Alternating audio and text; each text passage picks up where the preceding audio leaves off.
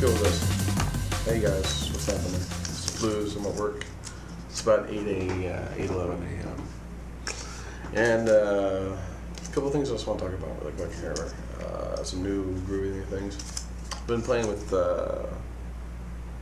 pounds. Been playing with pounds lately. If you want to be my pounds buddy, just drop me an email here on YouTube and I'll put you on pounds as a friend. It's kind of cool. I like it better than Twitter. Twitter was a little. At first, I didn't get Twitter at all. I was like, okay, so these glorified away messages, big deal. And then it started to be like the rage with everybody. And I guess it was really big at a convention, so that's how it got really popular. Twitter's still kind of cool. I like Pounds, and I'll tell you why. The main reason why I like it is the client. The little client app that runs in Air, on Adobe Air, and runs on the, it's tucked down in my toolbar on the Mac. It's nice. I think it's pretty cool. Thing I don't like about Pounds is the way it handles replies. You see a reply in the client tool, you click on it, and then you have to open up the browser and go there, and it's kind of a mess, and it's not really a good experience. It reminds me how much more work they got to do. But it's alpha. It's an alpha app. Something I've been working on lately is some mind mapping tools. If you know some good mind mapping tools, drop me a line, talk to me. One in particular that I'm using is CMap, which is like a concept map tool, and that's doing pretty good. What am I trying to do? I'm trying to organize some different usage scenarios for this research application that we're building in Ruby on Rails. And it's kind of fun, but it's kind of, I need some way to kind of communicate my scenarios to other people so they get an idea with what the hell I'm doing. So concept mapping is something I've been working on. RFID, I'm skipping, I have a little pile of post-its here. RFID, getting into RFID. The goal on the RFID project is that a lot of times we deliver objects back to the client that represent design values that we picked up in the study.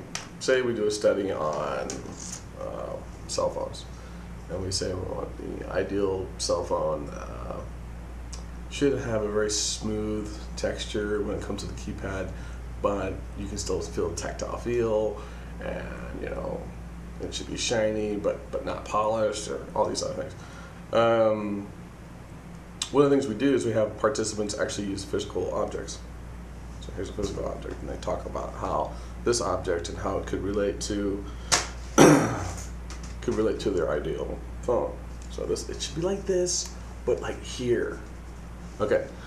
So, and you just try to give your subject as much different kinds of stimuli to talk about how their ideal could be. That's all cool. And it's good stuff, good research. We have a lot of fun with it.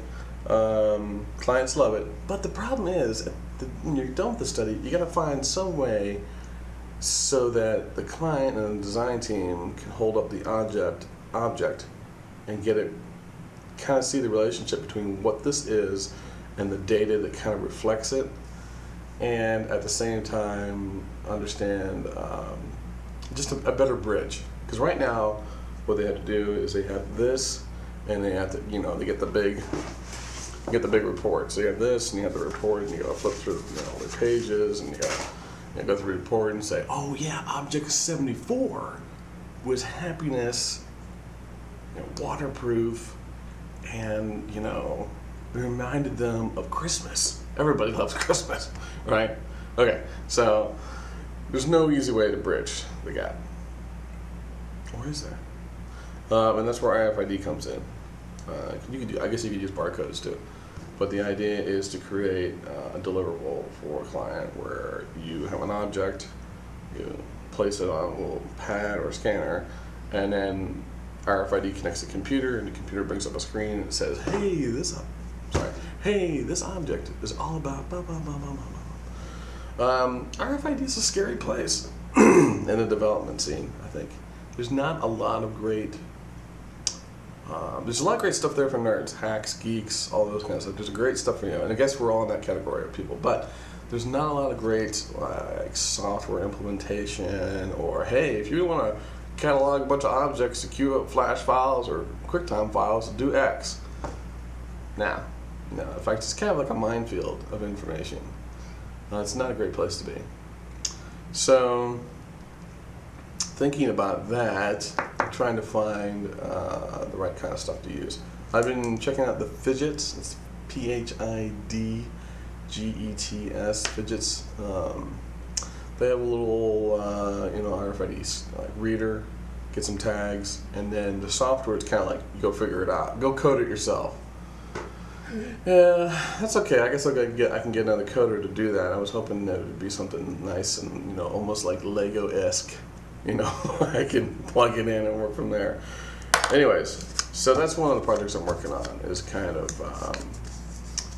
enabling a tool set of objects, textures, smells, sounds even, and having people to be able to wave it in front of a kiosk or monitor, and picture Minority Report. The object comes up spinning in the corner, and then a bunch of data goes, perfect. That's what we want. We want future tech. Anyways, and I think that's possible, and I think I can get to it. We'll see. Something else that we're working on. What else we got going on? We're trying to re-envision our frequency and co-occurrence data mapping tools. Woo! That's right. We do a lot of these collages, right? Here's a big old collage and pictures and images, and then here, lots of different collage work. Collages are just a great way for people to express lots of ideas differently. You can do it in a traditional one-on-one interview, but often collaging gets people to kind of think outside the box, which is really what you want, because you want a lot of different ideas about what kind of grabs people. The problem is that it's really fun to analyze. So we have these different analysis tools that make things like this.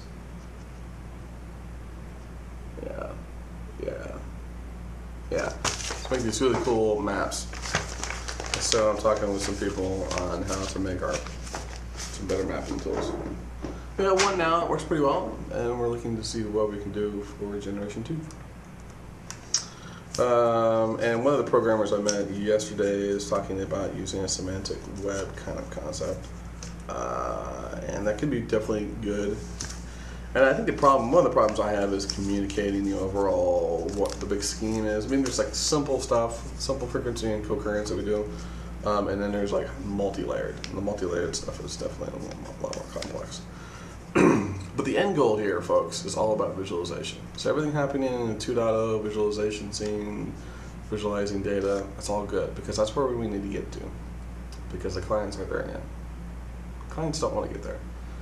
I don't think. I think they want to execute a strategy they feel is pretty solid in a direction or a trend they think is going to be pretty viable. So that when they do go to the manufacturing plant and they make 7 million widgets, it's a pretty good idea that those will hit.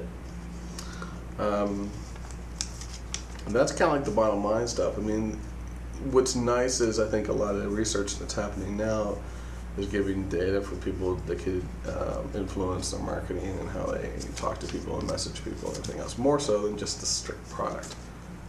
Making a better pair of headphones. It's really not about making a better pair of headphones anymore.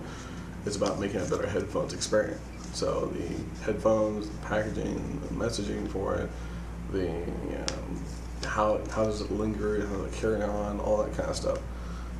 As well as making an exceptional pair of headphones matters. But people are having experiences with your brand or your brand of product association. It's not just a physical product anymore. So that's good. Research is yummy like that. I've been playing with Google Docs, and that's been pretty cool. And I've been messing with the Google Docs API this morning, and that's kind of groovy. And so the idea is to take the API and integrate it into our research app. I'm really excited about that. Because that'd be good. if we could use a universal shared spreadsheet to share information back and forth, and then have that data then reflected in the application itself, that would be pretty yummy. Aaron just arrived. She's talking on the phone. I can't see her because we bought this gigantic copy stand to scan in those collages I was showing you earlier, and it's massive. It's massive. And it's got all kinds of lights on it and everything. And I didn't think they knew it was going to be as ugly as this. So Ruby on Rails, we get some more time for that. Hey Aaron, I'm talking to my computer at the moment. Oh, you are? Yeah, I'm making a little entry.